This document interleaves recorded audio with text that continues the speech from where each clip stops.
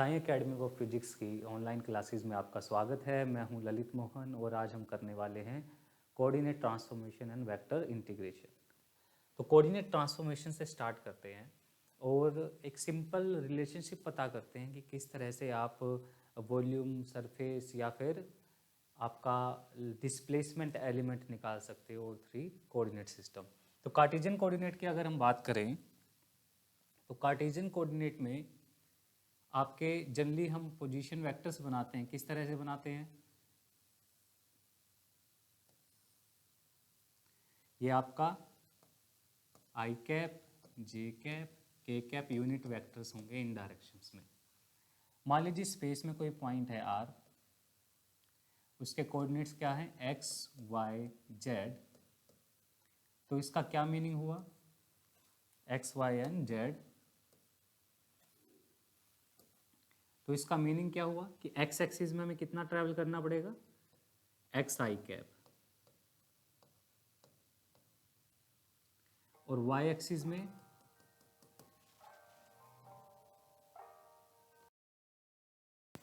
इस डायरेक्शन में कितना होगा कंपोनेंट?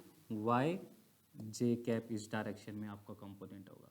और यहाँ से ये कंपोनेंट आपका आ जाएगा जेड एक्सिस में जेड के कैप। यही लोकेशन रहेगी वहाँ तक जाने की। तो यहाँ से यहाँ तक के वेक्टर को हम क्या बोल देते हैं बेटा? पोजीशन वेक्टर बोल देते हैं, रिप्रेजेंट विद आर वेक्टर। तो आर वेक्टर की वैल्यू क्या होती है? R vector is equal to x i plus y j plus z k. ये सिंपल सा पोजीशन वेक्टर है आपका। और जो आर का यूनिट वेक्टर मैग्नीट्यूड क्या होगा? आर का magnitude of r is square root of x square plus Y square plus Z square. यानी यहाँ से लेके यहाँ तक आपका डिस्टेंस फॉर्मूला लग जाएगा। और यूनिट वेक्टर कितना होगा? Are cap is equal to vector divided by magnitude. ये तो कार्टेशियन कोऑर्डिनेट के बारे में काफ़ी बातें हम जानते हैं, लेकिन स्फेरिकल पोलर कोऑर्डिनेट्स के अंदर हम इस सिस्टम की ट्रांसफॉर्मेशन कैसे करें? यानी हमारे पास कोऑर्डिनेट सिस्टम तो किसका है? एक्स, वाई और जेड का। और हमें किस में ट्रांसफॉर्म करना है इसको? आर, थीटा और फाई, जिसे स्फेरिकल कोऑर्डिनेट बोलते हैं। ठीक है, ये आपके कार्टेशियन कोऑर्डिनेट्स हो गए और ये स्फेरिकल पोलर कोऑर्डिनेट्स इनको बोला जाता है। तो इसमें ट्रांसफॉर्मेशन की क्या टेक्निक थी? मान लीजिए अगेन यही कोऑर्डिनेट सिस्टम है और वही पॉइंट दे रखा आपको, पॉइंट पी। पॉइंट पी दे रखा आपको। ये आपका ऊपर की तरफ हमेशा हम जेड एक्सिस लेते हैं, इधर आई इधर जे। ठीक है, तो यहां पे हम क्या मान के चलते हैं कि जो जेड एक्सिस है उसके साथ मान लीजिए इसके कोऑर्डिनेट कार्टेशियन में तो क्या है? X, Y and z. और स्फेरिकल पोलर में क्या होंगे? R, theta and phi. तो जेड एक्सिस के साथ जो एंगल है उसको क्या बोलेंगे? थीटा रिप्रेजेंट कर देते हैं उस एंगल को। क्या बोल देते हैं? थीटा। और ये लेंथ कितनी हो जाएगी? आर। तो आर का जेड एक्सिस में कितना कंपोनेंट होगा? जब आर को यहाँ पे प्रोजेक्ट करेंगे हम तो ये लेंथ कितनी आ जाएगी? इसके अकॉर्डिंग तो ये लेंथ कितनी है? जेड है। इसके अकॉर्डिंग लेंथ कितनी है? जेड। लेकिन आर को जब हम जेड एक्सिस पे प्रोजेक्ट करेंगे तो ये लेंथ कितनी आ जाएगी? R cos theta. तो ये लेंथ आपकी आर कोस थीटा भी है इन टर्म्स ऑफ थीटा। ठीक है, एक तरह से मैंने जेड कोऑर्डिनेट को थीटा एंड आर की फॉर्म में लिख दिया। अब यहाँ पे जेड कोस थीटा है तो इसके परपेंडिकुलर क्या होगी? Z sign theta. और जेड एक्सिस का परपेंडिकुलर क्या होता है? एक्स और वाई प्लेन। तो इसका एक प्रोजेक्शन आपका एक कंपोनेंट तो एंगल की तरफ वाला कोसाइन कंपोनेंट जेड पे जाएगा और इसके परपेंडिकुलर कंपोनेंट क्या होगा? इस जेड एक्सिस के परपेंडिकुलर आपका यहाँ पे होगा कहीं। क्लियर? ये आपका जेड एक्सिस के परपेंडिकुलर कंपोनेंट आ गया। अगर ये कोस थीटा है तो ये कंपोनेंट कितना हुआ? R sine theta. ये कंपोनेंट आपका हुआ आर साइन थीटा। क्लियर? अब जो एक्स और वाई प्लेन है, ये जो एंगल है इसको हम क्या बोलते हैं? फाई। किसके साथ ये एंगल है, एक्स एक्सिस के साथ। तो इसका जो इसकी तरफ जो कंपोनेंट है आपकी, ये जो लेंथ है आर साइन थीटा, इसका एंगल की तरफ कौन सा कंपोनेंट आता है, कोस। तो ये लेंथ कितनी है, are sine theta, r sine theta, और एंगल की तरफ कोस आता है तो कोस फाई। क्लियर। अब एक्स एक्सिस के परपेंडिकुलर कौन है, वाई एक्सिस। तो वाई की तरफ ये जो लेंथ है यहाँ से लेके यहाँ तक का लेंथ, ये लेंथ जो हमने निकाला है इसको हम एक्स भी बोल सकते हैं, क्योंकि यहाँ से लेके यहाँ तक जाने का जो पाथ है, यहाँ पे एक्स पे कितना चलते थे हम, एक्स आई कैप, एक्स डिस्टेंस चलते थे ना, तो ये एक्स के इक्वल आ गया। ये डिस्टेंस जो है ये कितनी है, एक्स भी है।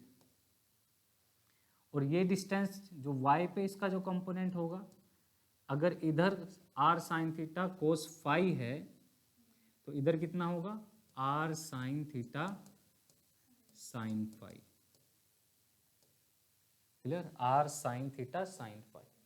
तो हम इक्वेट करें तो क्या आएगा, x इक्वल टू कितना आ गया, x is equal to r sine theta cos phi, y equal to कितना आ गया, r sine theta sine phi, z equal to कितना आ गया, आर कोस थीटा। ठीक है, हमने x, y और z को ट्रांसफॉर्म कर दिया किसमें, आर थीटा और फाई में इसका ट्रांसफॉर्मेशन हो गया। अब ये ट्रांसफॉर्मेशन तो हो गया, इसके साथ साथ हमें क्या देखना पड़ेगा, यूनिट वेक्टर्स। अब यहाँ पे x, y, z के कोरस्पॉन्डिंग यूनिट वेक्टर्स क्या थे, आई कैप, जे कैप, के कैप। अब इस कोऑर्डिनेट सिस्टम में यूनिट वेक्टर्स क्या होंगे, r के कोरस्पॉन्डिंग जो यूनिट वेक्टर्स होंगे कौन कौन से होंगे, r के कोरस्पॉन्डिंग होंगे r कैप, थीटा के कोरस्पॉन्डिंग होंगे थीटा कैप, फाई के कोरस्पॉन्डिंग होंगे फाई कैप। अब यहाँ पे आई जे के का डायरेक्शन हमें पता है, आई कैप का डायरेक्शन क्या है, आप बोलते सर ये आई कैप का डायरेक्शन है, वो डायरेक्शन जिस तरफ आई इंक्रीज होता है, जिस तरफ आई इंक्रीज होता है, एक्स इंक्रीज होता है, एक्स एक्सिस, वही इसका आई कैप का डायरेक्शन है। जिस तरफ आपका वाई एक्सिस इंक्रीज होता है, वैल्यू बढ़ती है, वो आपका जे कैप है, और सिमिलरली आपका के कैप है। तो उसी के अकॉर्डिंग आर कैप क्या होना चाहिए, जिस तरफ आपका आर इंक्रीज होना चाहिए। थीटा कैप क्या होना चाहिए, वो डायरेक्शन जिधर आपका थीटा एंगल इंक्रीज होगा। सिमिलरली फाई कैप कैसा होना चाहिए, वो एंगल जिधर आपका फाई इंक्रीज होगा। तो यहां से देखें तो ये लेंथ है वो इस डायरेक्शन में इंक्रीज होगी, होगी या नहीं होगी। तो ये जो वेक्टर होगा ये आपका आर कैप हो जाएगा। क्लियर। अब थीटा कैप क्या है, थीटा देखिए, अगर मैं इस लाइन को जेड एक्सिस के ऊपर गिरा दूं, पूरा का पूरा ये पॉइंट भी जेड एक्सिस पे होता तो थीटा कितना हो जाता, 0। और यानी थीटा इंक्रीज कैसे हो रहा है, थीटा इस तरफ ऐसे इंक्रीज हो रहा है, theta is increasing like this. तो हर एक पॉइंट पे अगर मैं ये टेंजेंट ड्रॉ कर दूं, यही डायरेक्शन क्या है थीटा के इंक्रीज होने की, तो ये इसके सही ऑर्थोगोनली, इसके सही परपेंडिकुलर आपका किसका डायरेक्शन होगा, थीटा कैप का। इस डायरेक्शन में आपका एंगल इंक्रीज हो रहा है। और फाई कितना, दोनों में एंगल कितना, 90 डिग्री, क्योंकि इस पॉइंट पे थीटा इधर ही इंक्रीज होगा।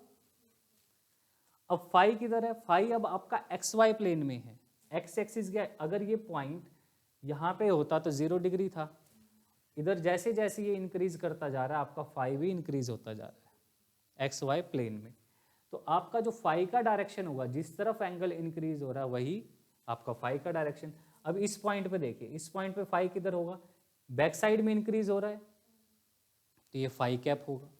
फाई कैप इसके बिल्कुल बैक साइड में होगा, फाई कैप। जिस तरह से आई जे के म्यूचुअली ऑर्थोगोनल होते हैं, उसी तरह से आर थीटा एंड फाई भी क्या होते हैं, mutually orthogonal. I cap dot I cap का क्या रूल है यहाँ पे यूनिट वेक्टर्स के लिए, अगर यहाँ यूनिट वेक्टर की बात करें तो क्या आएगा, I cap dot I cap क्या होता है, 1। सेम आपका क्या होता है, J cap dot J cap, same K cap dot K cap. वैसे यहाँ पे भी क्या होगा, are cap dot are cap, theta cap dot theta cap, phi cap dot phi cap, ये भी क्या होगा 1। जैसे यहाँ पे आपका I cap dot J cap, I cap dot K cap, J cap dot K cap, ये क्या होते हैं 0। वैसे ही R cap dot theta cap, R cap dot phi cap, R cap dot phi cap dot theta cap, ये भी क्या होंगे 0 इनका डॉट पर, क्योंकि 90 डिग्री है दोनों के बीच में एंगल। ये हो गई बात यूनिट वेक्टर्स की। अब इसके बाद रेंज की बात और कर लेते हैं हम। क्या रेंज,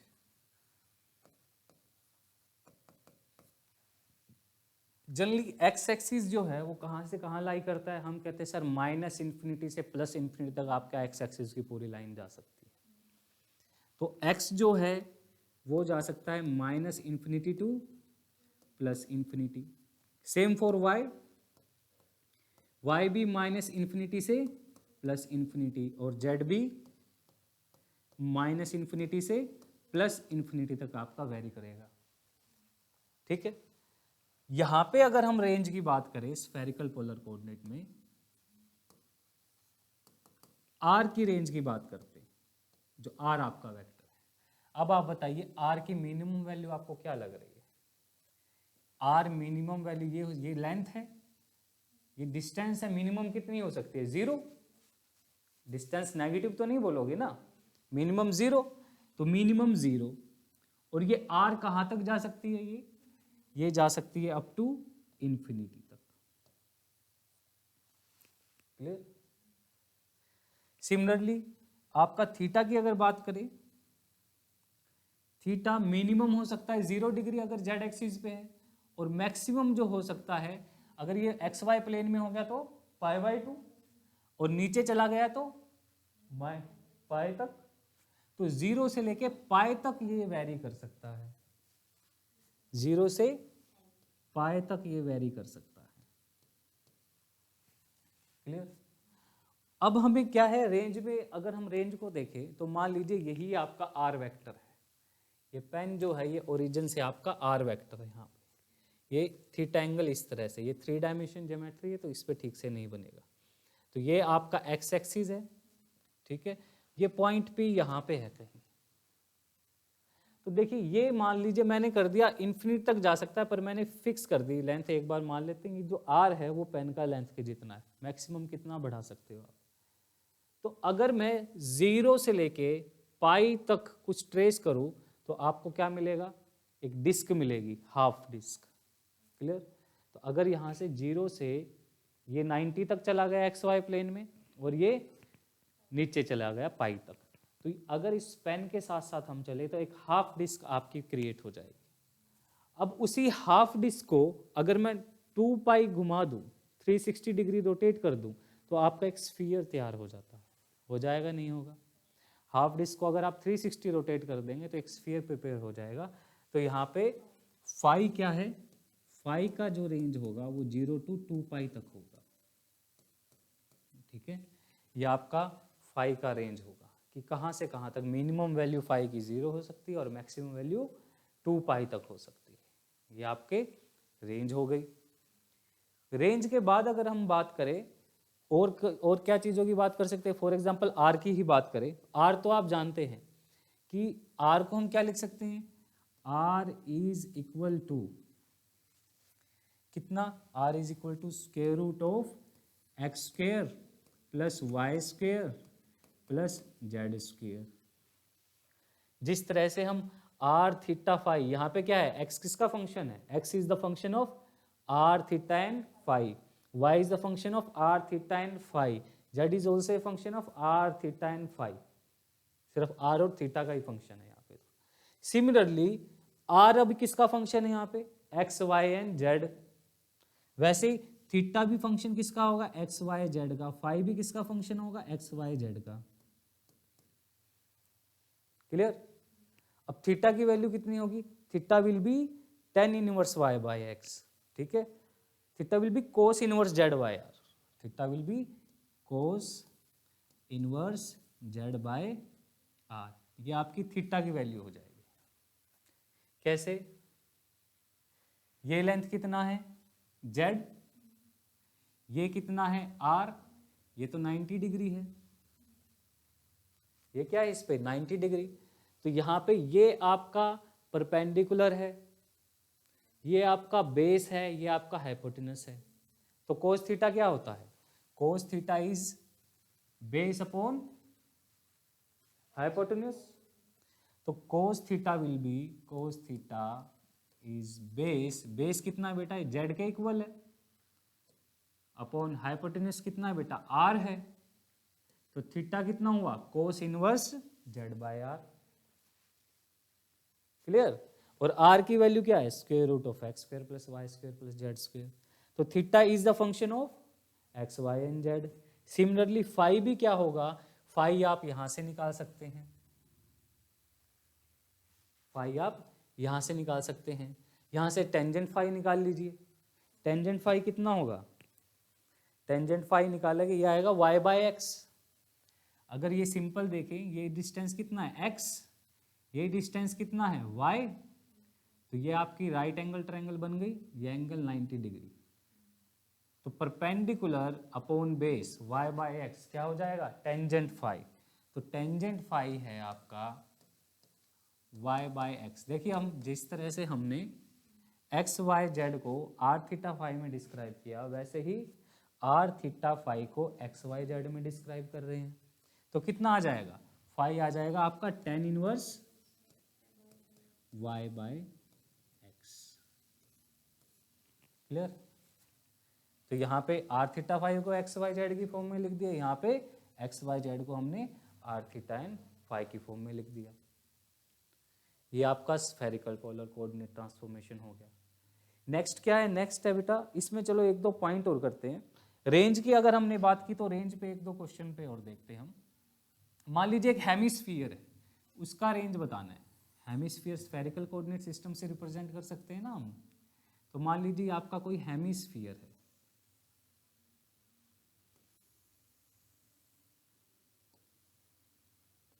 ठीक है। जो हेमिस्फीयर होगा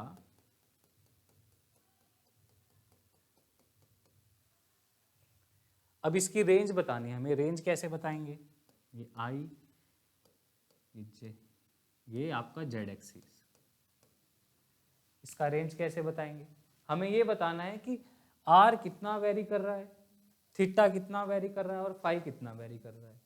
अब यहाँ पे जहाँ तक आर की बात करें तो मान लीजिए स्फीयर का सरफेस है, तो मैक्सिमम रेडियस हमें गिवन है, मान लीजिए ये आर है।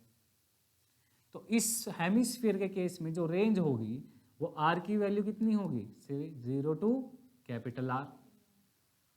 अब थीटा बताइए, थीटा कितना वेरी कर रहा है, ये एंगल थीटा होता है।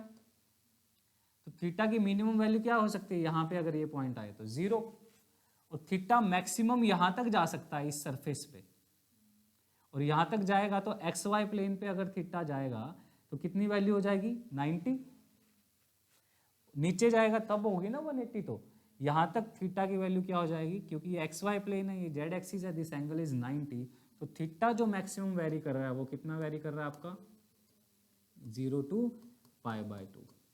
और जहां तक फाई की बात करें तो फाई कंप्लीट आपका राउंड सर्कल आ रहा है, तो 0 टू 2π, 0 टू 2π। क्लियर। एक एग्जांपल और लेते हैं, ऑक्टेंट की लिमिट्स चेक करते हैं। Octant,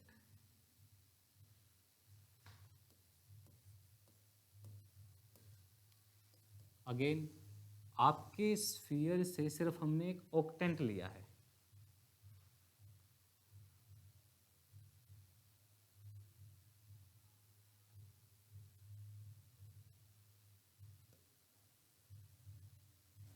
clear.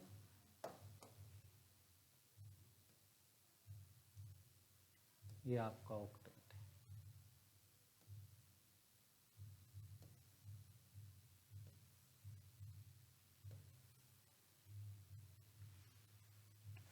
क्लियर है ना ये पॉइंट। तो यहां से मुझे बताइए रेंज क्या क्या होगी। अब ये केवल स्फीयर के अगर हम इक्वल 8 पार्ट्स कर दें तो ये 8th जो पार्ट है आपका, जिसमें एक्स वाई जेड तीनों पॉजिटिव है, फर्स्ट आपका क्वाड्रेंट है, उसकी हम बात कर रहे हैं, तो कितना होगा, इसकी रेंज बताइए। मैक्सिमम रेडियस इस सरफेस तक होगी, तो मैक्सिमम रेडियस जो होगी आपकी वो होगी करीबन इतना, आर तक वेरी कर सकती है सरफेस तक। तो लिमिट और range for r lies from 0 to capital r. Theta की बात करें तो ये एंगल थीटा होता है, थीटा मिनिमम यहाँ पे कितना होगा, 0, यहाँ पे भी सरफेस है ना, इसको यहाँ से लेके आप एक्स वाई प्लेन तक ट्रेस करेंगे तो यहाँ तक थीटा मैक्सिमम कितना जा सकता है, ये एंगल कितना है 90 डिग्री। तो थीटा वेरीज फ्रॉम 0 टू π/2। अब फाई की बात करें तो ये एंगल कितना होता है आपका फाई, फाई यहाँ पे तो 0 होगा, यहाँ पे 90, इससे आगे तो नहीं है ना हमारा कोई सरफेस, तो फाई कहाँ से कहाँ तक वेरी कर सकता है, फाई वेरीज फ्रॉम 0 टू π/2। अगर किसी ने कह दिया कि इस पॉइंट पे आपका एंगल है वो φ1 है, इस पॉइंट पे φ2 है, केवल ये सरफेस लेता हूं मैं, केवल ये सरफेस अगर लूं,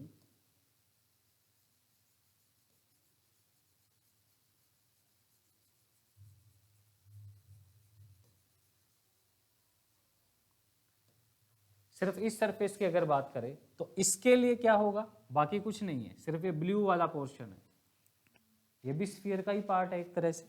इसके लिए क्या कुछ होगा, इसके लिए हम कहेंगे दैट दिस आर, रेडियस तो उतना ही रहेगा, यहाँ पे भी रेडियस का रेंज कितना रहेगा 0 टू आर, थीटा भी उतना ही रहेगा, थीटा इज यहाँ पे 0 डिग्री और एक्स वाई प्लेन तक ये सरफेस है तो π/2। लेकिन फाई, फाई आपको इन दो एंगल्स तक दे रखा है, ये एंगल कितना है φ1, ये एंगल कितना है φ2, यानी ये जो है ये φ1 दे रखा है, ये एंगल आपको φ2 दे रखा है, तो फाई कहाँ से कहाँ तक वेरी कर रहा है φ1 टू φ2। ठीक है, जब हम इंटीग्रेशन करेंगे तो हमें रेंज का पता होना चाहिए ना कि आपकी रेंज कितनी वेरी कर रही है, आप सरफेस को देख के बता सके कि आपकी लिमिट्स क्या क्या है इंटीग्रेशन। चलिए आगे देखते हैं। अगर हम बात करें आपके सिलेंड्रिकल कोऑर्डिनेट सिस्टम की, चलिए यहाँ से एक बार इसका वॉल्यूम एलिमेंट और निकाल के देखते हैं। ठीक है, एक वॉल्यूम एलिमेंट निकाल के देखते हैं फुल रेंज की। अगर इससे कहे कि इसका वॉल्यूम कितना होगा, वॉल्यूम एलिमेंट खैर हम बाद में निकालते हैं, वॉल्यूम कितना होगा तो उसके लिए मैं आपको टेक्निक बताऊंगा किस तरह से सिलेंड्रिकल का, स्फेरिकल का और कार्टेशियन का, कार्टेशियन का आपको आता है तो बाकियों के वॉल्यूम कैसे निकालेंगे। यहाँ पे एक चीज़ और ध्यान दीजिए, जिस तरह से हम कार्टेशियन कोऑर्डिनेट में इनफाइनाइटेसिमल डिस्प्लेसमेंट वेक्टर निकाल सकते हैं, कैसे निकालते हैं, आपको आर वेक्टर दे रखा है पोजीशन वेक्टर, ये डिस्प्लेसमेंट वेक्टर ही है, इस पॉइंट से वहां तक कितना डिस्प्लेस हुआ। अगर आपको इनफाइनाइटेसिमल डिस्प्लेसमेंट वेक्टर निकालना है तो आप कैसे निकालते हैं, you will write d l is equal to, इसका डिफरेंशिएशन कर देंगे, क्या आएगा डी एक्स आई कैप प्लस डी वाई जे कैप प्लस डी जेड के cap. Similarly, in Cartesian coordinate, infinitesimal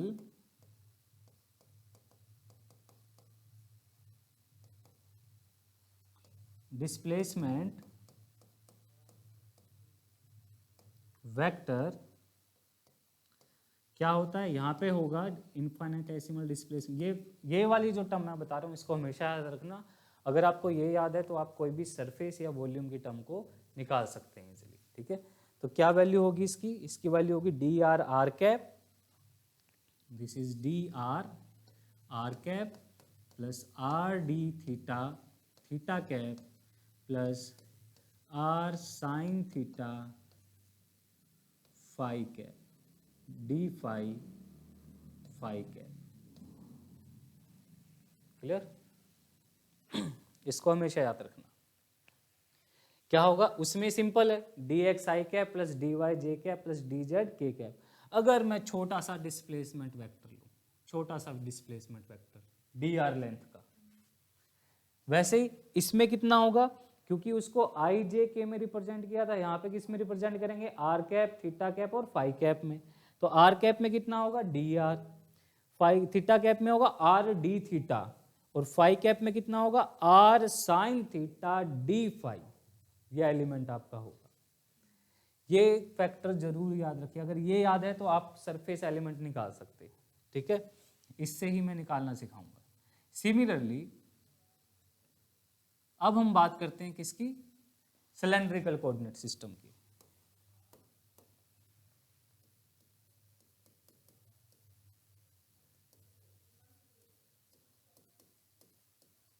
cylindrical coordinate system,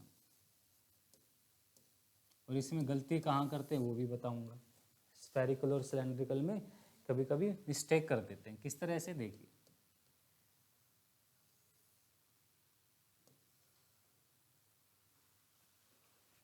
again हमारे पास कोई पॉइंट P है, Cartesian से ही हम कन्वर्ट करेंगे तो एक्स वाई जेड आपके क्या है, कार्टेशियन कोऑर्डिनेट्स। इससे ये क्लियर हो गया कि x से कितना लेंथ है x, y में कितना y, और z में z लेंथ है, पोजीशन वेक्टर आपको पता है।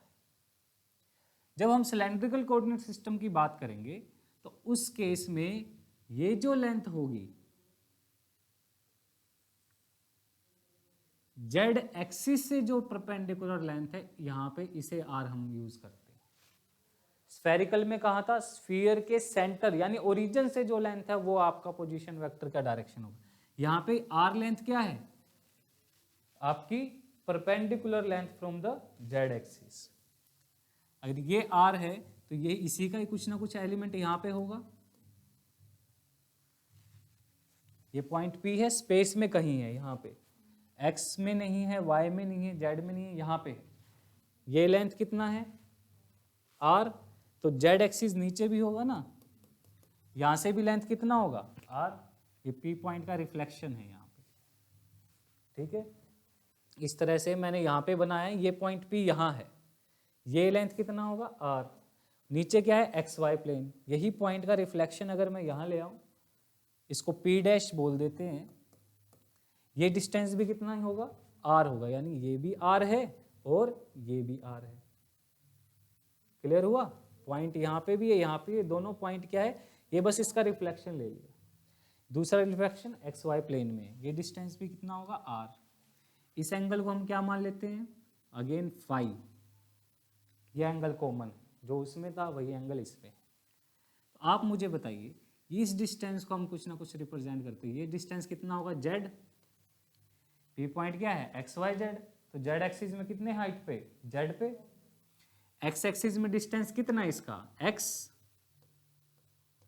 कितना x, और y में ये डिस्टेंस कितना y, ये हमने जो कार्टेशियन में किया था वही है। अब r का जो प्रोजेक्शन है x एक्सिस में कितना होगा, एंगल की तरफ कोस कंपोनेंट, ये कितना हो जाएगा इधर r कोस फाई, यहाँ पे आ गया r कोस फाई। इसका y में कितना हो जाएगा, ये डिस्टेंस, यहाँ कोस फाई है तो इसके परपेंडिकुलर क्या जाएगा आर साइन फाई। यानी जेड में हम कोई चेंज नहीं कर रहे, जेड को एज इट इज जेड रख रहे हैं, तो यहाँ पे क्या आ जाएगा आपका, that x is equal to r cos phi, y equal to r sine phi, z equal to z, z में कोई चेंजेस नहीं रख रहे। क्यों, अब देखिए ये आर रेडियस हम मान ले फिक्स रखते हैं, और इसको फाई एंगल से पूरा का पूरा आप 2 पाई रोटेट कर दीजिए, क्लियर, और लेंथ को जेड फिक्स कीजिए, तो ये आपका सिमेट्री किसका बनेगा, सिलेंड्रिकल सिमेट्री बन जाएगा, ये फाई आपका हो गया, ठीक है। तो सिलेंड्रिकल कोऑर्डिनेट सिस्टम बन जाएगा। रेंज की बात करें यहाँ पे, ये तो हमने ट्रांसफॉर्मेशन कर दी, ठीक है, एक्स वाई जेड को किसकी फॉर्म में लिख दिया, एक्स वाई जेड को हमने लिख दिया, यहाँ पे लिख लेते हैं किसका सिस्टम है ये, आर फाई जेड का। कुछ बुक्स में आपको रो फाई जेड भी मिल सकता है, रो फाई जेड, क्यों, आर कोलैप्स कर जाएगा किससे, बच्चे कभी कभी स्फेरिकल वाले से जोड़ देते हैं, तो याद रखिए जब भी सिलेंड्रिकल ज्योमेट्री हो तो आर क्या है, आर आपके उस सिलेंडर का रेडियस होगा। सिलेंडर के रेडियस स्फीयर के रेडियस में फर्क है ना, उसमें आपके ओरिजिन से वो डिस्टेंस है, रेफरेंस पॉइंट से, यहाँ पे आपकी जेड एक्सिस से जो डिस्टेंस है वो उसको आर बोला, इसलिए कई बुक्स में रो फाई जेड भी मिल जाएगा। क्लियर? तो जिस तरह से हमने एक्स वाई जेड को उस केस में ट्रांसफॉर्म किया वैसे यहाँ पे भी कर दिया। अब हम यहाँ पे x किसका फंक्शन है, आर और फाई का, y किसका फंक्शन है, आर और फाई का, z is function of z। अगर उल्टा इसका कैलकुलेट करें तो r की वैल्यू कितनी होगी, r की वैल्यू कितनी होगी, देखिए सेम वही, ये r है, ये लेंथ कितना है y एक्सिस के पैरेलल y, ये लेंथ कितना है x एक्सिस के पैरेलल x। तो ये इस तरह से अगर हम ड्रॉ करें ये 90 डिग्री, तो परपेंडिकुलर अपॉन बेस क्या हो जाएगा, टेंजेंट फाई। तो टेंजेंट फाई आपका आ जाएगा, टेंजेंट फाई आपका आ जाएगा, perpendicular is y, base is x, phi किसका किसके इक्वल आ गया, tan inverse y by x। ये फाई की वैल्यू आ गई। r की वैल्यू कैसे आएगी, r तो सिंपल है, ये x है और ये y है, तो r इक्वल टू क्या आ जाएगा, स्क्वायर रूट ऑफ ये बेस, ये perpendicular, r equal to x square plus Y square, Pythagoras लगा दीजिए, ये आपका r का वैल्यू आ जाएगा। ठीक है, z इक्वल टू z है ये आपका। अब लिमिट की बात करें या रेंज की बात करें तो r आपका रेडियस कितना हो सकता है, मिनिमम तो ये भी डिस्टेंस ही है, मिनिमम 0 हो सकती है और मैक्सिमम इन्फिनिटी तक हो सकता है। तो value of r 0 to varies from 0 to infinity. Clear? अब फाई की बात करें तो मिनिमम फाई कितना हो सकता है, एंगल 0, मैक्सिमम पूरा साइकिल अगर कंप्लीट करें तो 2 पाई। तो फाई की रेंज हो जाएगी, phi will be 0 to infinity and phi will be 0 to 2 pi। और z की कितनी होगी, z तो कितना ऊपर की तरफ एक्सटेंड कर लो, कितना ही नीचे की तरफ, तो z will be minus infinity to plus infinity, इसकी रेंज हो जाएगी। क्लियर? ये आर फाई z की वैल्यू होगी। सिमिलरली अगर यूनिट वेक्टर्स की बात करें तो इसके यूनिट वेक्टर क्या होंगे, आर कैप, फाई कैप और जेड कैप इसके यूनिट वेक्टर्स होंगे, और तीनों के तीनों म्यूचुअली परपेंडिकुलर। देखिए आर कैसे वेरी कर रहा है, अगर ये इस पॉइंट पे बात करें तो ये आपका आर वेक्टर है, जेड वेक्टर किस तरफ वेरी कर रहा है, ऊपर की तरफ, तो ये इसका आपका जेड वेक्टर है, दोनों परपेंडिकुलर है। अब फाई की बात हुई तो इस पॉइंट पे फाई की डायरेक्शन, फाई इंक्रीज कैसे होता है, मैंने कहा इस डायरेक्शन में इंक्रीज होगा, ऐसे इंक्रीज होता है, फाई इस तरह से इंक्रीज इस पॉइंट पे होगा तो फाई की डायरेक्शन आपकी ये होगी, तीनों म्यूचुअली परपेंडिकुलर। तो सेम रूल्स इसके होंगे, r cap dot are cap, phi cap dot phi cap and z cap dot z cap कितना हो जाएगा 1, और बाकी रिलेशन आप लोग जानते ही हैं क्या होगा। ठीक है बेटे, ये आपकी आर फाई और जेड यूनिट वेक्टर की बात हो गई। अगर यहाँ पे अगर हमें यहाँ पे स्मॉल इनफाइनाइटेसिमल डिस्प्लेसमेंट वेक्टर चाहिए, जैसे कार्टेशियन में मैंने क्या रखा था, कार्टेशियन में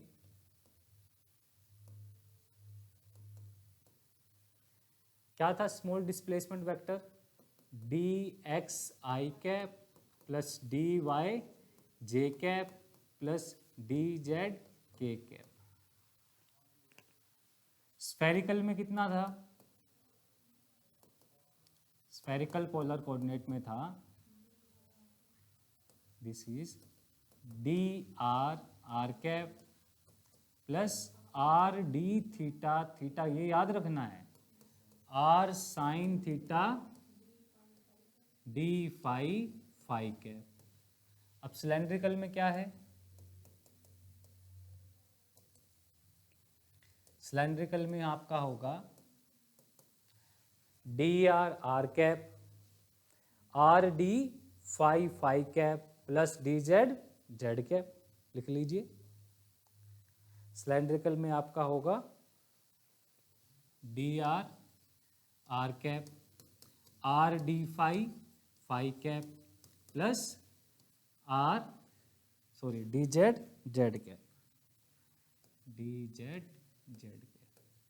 ये infinitesimal displacement vector in all three coordinate system. अगर हम किसी सरफेस की अगर बात करें, अगर हम सरफेस की बात करें तो सरफेस के लिए देखिए क्या क्या होगा। मान लीजिए यही आपका सरफेस है कोई, ये इसके वर्टिकल एक्सिस को हम क्या बोल देते हैं, वाई एक्सिस है ये आपका, और ये क्या है, एक्स एक्सिस बोल दीजिए, ठीक है। तो एक्स और वाई में सपोज कीजिए ये सिचुएशन है, यहाँ पे कोई आपका स्मॉल एरिया दे रखा है, एक्स में लेंथ है आपकी डी एक्स, वाई में है डी वाई। तो स्मॉल एरिया को कैसे कैलकुलेट करोगे आप, d x into d Y.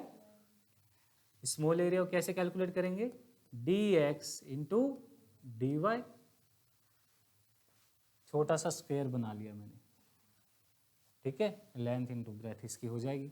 इस एरिया की डायरेक्शन क्या होगी, जैसे आपकी इस वेक्टर की डायरेक्शन है आई जे के रिस्पेक्टिव, वैसे इस एरिया की डायरेक्शन क्या होगी, एरिया की डायरेक्शन होती है परपेंडिकुलर टू दैट एरिया। तो ये जो शॉर्ट एरिया लिया है, छोटा सा सरफेस लिया आपने, एलिमेंट लिया, इसके परपेंडिकुलर क्या होगा, अगर ये एक्स है वाई है तो एक्स वाई के परपेंडिकुलर वेक्टर क्या हुआ, जेड। तो ये एरिया की ये डायरेक्शन क्या होगी आपकी के कैप, तो ये आपकी के कैप की डायरेक्शन में जेड एक्सिस में आपका एरिया है, ठीक है। इसको डी ए जेड लिख देते हैं, क्लियर। अगर मैं डी ए एक्स निकालू एक्स एक्सिस में तो कितना हो जाएगा, डी वाई डी जेड, यानी वाई एक्सिस और जेड एक्सिस में कोई एरिया आप लेंगे उसकी तो प्रोडक्ट होगी स्मॉल एरिया की, स्मॉल लेंथ एलिमेंट आपने ले लिया, डायरेक्शन क्या होगा आई कैप, एक्स में ले रहे हैं ना, तो इन दोनों के परपेंडिकुलर। तो एक तरह से अगर आपको आई में लेना है तो आप डी वाई डी जेड का मल्टीप्लाई करते हो, आपको जेड में लेना है तो आप डी एक्स और डी वाई का मल्टीप्लाई करते हो। वैसे ही अगर आपको y में लेना है तो किसका मल्टीप्लाई करोगे, dx और dz, इन दोनों का मल्टीप्लाई करते हो, dx dz के जे कैप। ये याद करने का तरीका बेटे, ठीक। सिमिलरली यहाँ पे जो एरिया की डायरेक्शंस होगी या तो वो आर कैप में होगा, आर कैप यानी स्फीयर के सरफेस की डायरेक्शन, ठीक है। एरिया की डायरेक्शन क्या होती है, परपेंडिकुलर टू दैट सरफेस, ये वो सरफेस की डायरेक्शन हो जाएगी। तो यहां से अगर हम बात करें तो अगर मैं सरफेस निकालू आर की डायरेक्शन में, रेडियल वेक्टर के अक्रॉस, आर के अक्रॉस, यानी इस डायरेक्शन में निकालता हूं तो इन दोनों का प्रोडक्ट कर दीजिए। इन दोनों का प्रोडक्ट करेंगे तो क्या आएगा, r square sine theta D phi. जैसे मैं यहाँ एक्स और वाई में निकाल रहा था तो जेड कांस्टेंट था, कांस्टेंट होता है ना, वैसे ही यहाँ पे आर क्या होगा, कांस्टेंट, तो इसमें क्या होगा, आर कांस्टेंट होगा आपका, क्योंकि आप आर की बात कर रहे हैं, सरफेस की बात कर, रेडियल वेक्टर सरफेस पे होता है तो सरफेस के ऊपर आपका रेडियस फिक्स रहेगा, ठीक। सिमिलरली अगर आप बात करें थीटा की तो area in direction of theta, theta की डायरेक्शन में यानी थीटा कांस्टेंट ट्रीट होगा, तो थीटा वाले कंपोनेंट को छोड़ के बाकी दो का प्रोडक्ट कीजिए तो कितना आएगा, r sine theta D R D phi theta cap, यहाँ पे आर की डायरेक्शन में था तो आर कैप, ठीक है। अब यहाँ पे कांस्टेंट कौन होगा, साइन थीटा, थीटा की कुछ ना कुछ वैल्यू आपको मिलेगी, आप सरफेस देख के बता दोगे सर थीटा 90 डिग्री है यहाँ, तो ठीक है, तो यहाँ पे कांस्टेंट कौन होगा, थीटा। सिमिलरली अब तीसरा वेक्टर कौन सा बचा, फाई की डायरेक्शन में अगर आपको एरिया देखना है तो इस कंपोनेंट को छोड़ दीजिए, बाकी दो को याद रखिए, इसलिए कह रहा हूँ ये लेंथ एलिमेंट याद रख लो, बाकी आप नहीं भूलोगे, बाई चांस भूल भी जाओ तो इसमें कंफ्यूज हो जाते हैं student, sir r sine theta आना था या आर स्क्वायर आना था इस डायरेक्शन में, तो अगर ये एलिमेंट याद है आपको तीनों के तो आप निकाल सकते हैं, क्योंकि मुझे फाई कैप की डायरेक्शन में निकालना है तो कितना आएगा, ये आएगा आर डी थीटा, ठीक, डायरेक्शन क्या रहेगी, फाई कैप। सेम एनालॉजी यहाँ पे लगाओ, अगर मैं रेडियस ऑफ सिलेंडर की डायरेक्शन में एरिया निकालू तो कितना होगा, इस डायरेक्शन में निकाल रहे हैं तो इसको भूल जाओ, बाकी दो को प्रोडक्ट करो, कितना आएगा R D phi D Z R cap. R constant मिलेगा आपको, सरफेस रेडियस वेक्टर जो होता है वो सरफेस के परपेंडिकुलर, और सरफेस पे हर जगह सिलेंडर की क्या होता है आपका रेडियस कांस्टेंट होता है, तो आर क्या होगा यहाँ कांस्टेंट। सिमिलरली यहाँ क्या रहेगा डी ए फाई, फाई कितना रहेगा D are D Z phi cap, और डी जेड कितना होगा are D R D phi Z cap. यानी जेड एक्सिस के परपेंडिकुलर जो वेक्टर है, जेड एक्सिस के परपेंडिकुलर क्या है, जेड एक्सिस के परपेंडिकुलर आपका ये नीचे का बेस है सारा का सारा, ये जेड के परपेंडिकुलर है। यहाँ पे जेड क्या होगा आपका कांस्टेंट होगा, कांस्टेंट होगा या जीरो होगा, ठीक है। तो इसमें प्रॉब्लम करेंगे तो क्लियर होगा। तो ये आपका क्या निकल गया, ये आपका इनफाइनाइटेसिमल डिस्प्लेसमेंट वेक्टर, ये आपके निकल गए एरिया एलिमेंट या एलिमेंटल एरिया बोल देते हैं ना, छोटा सा एरिया हम कट आउट करते हैं, तो ये आपके एरिया एलिमेंट निकल गए। तीन इसलिए निकले क्योंकि वेक्टर क्वांटिटी है। अब वॉल्यूम है, वॉल्यूम तो स्केलर क्वांटिटी है, तो अगर आपको स्मॉल इनफाइनाइटेसिमल वॉल्यूम निकालना हो, अब तीसरा क्या आ जाएगा dz भी आ जाएगा यहाँ पे। तो वॉल्यूम एलिमेंट कैसे निकालेंगे, कार्टेशियन में हम वॉल्यूम एलिमेंट कैसे निकालते हैं, लेंथ ब्रेथ एंड हाइट, तीनों को आपने मल्टीप्लाई कर दिया सिंपल, किसको dx dy और dz को मल्टीप्लाई कर दिया, तो आपको स्मॉल इनफाइनाइटेसिमल वॉल्यूम एलिमेंट निकल जाएगा। यहाँ पे कैसे निकालेंगे, ये टर्म तो आपने कई बार पढ़ी होगी, क्वांटम में भी क्लासिकल में भी। क्या करेंगे, यहाँ पे इन तीनों का मल्टीप्लाई कर देंगे, जैसे उसमें dx dy dz का किया था, यहाँ पे इसका इसका और इसका मल्टीप्लाई करेंगे, क्या बनेगा R square sine theta D R D theta D phi, कोई डायरेक्शन नहीं, वॉल्यूम है, ठीक है। अब आ जाओ थर्ड, सिलेंड्रिकल में क्या होगा volume element, D tau is equal to कितना आ जाएगा बेटे R D phi D Z, ये आपके वॉल्यूम एलिमेंट आ गए तीनों में। याद कैसे हो गए, अगर आपको ये एलिमेंट याद है तो इनसे आप सरफेस भी निकाल सकते हो, कोई भी सरफेस निकालना है, और वॉल्यूम एलिमेंट भी निकाल सकते हो, ठीक है।